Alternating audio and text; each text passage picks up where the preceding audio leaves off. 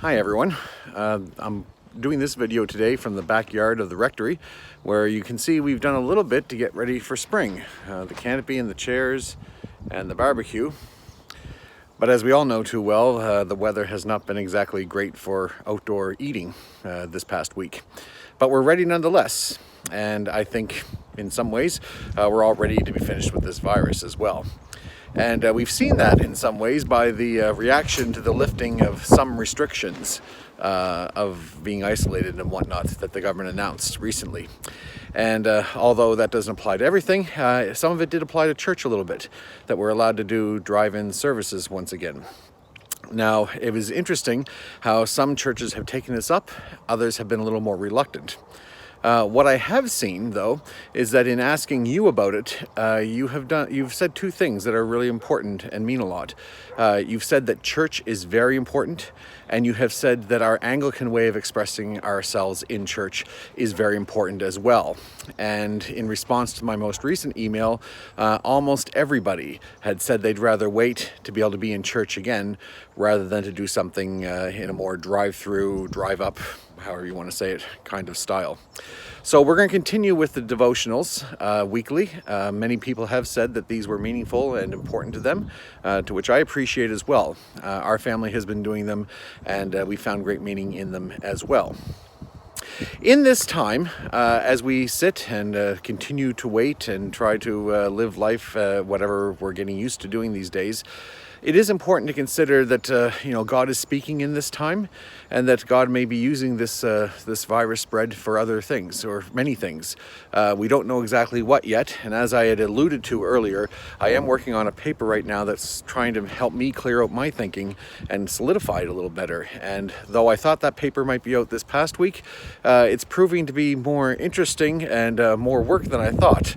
As some of my professors in the past will have told you, I often get myself bogged down, and certainly that has been the case here. But it is interesting, and one of the things I'm thinking about a lot right now is the idea of God having worked to create the world and then rested on the seventh day. And maybe, in some ways, not to mitigate or to undervalue those who are working very hard right now, but maybe part of the world has needed to rest. We've seen pictures, perhaps you've seen them too, of how the Earth naturally is doing some great things. The ozone layer in the Arctic seems to have healed itself. In Europe, they are seeing mountains and seeing clear canals that they haven't seen in generations, indeed centuries.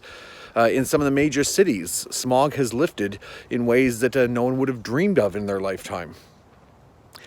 So maybe there is something of value when we think about rest. Many people who've been under quarantine in households have slept a lot more than they have lately. I know I've been one of those. I know I find myself tired on some days that I never imagined why I should be so tired considering what physical things I've done. But we all know that the spirit takes up energy as well.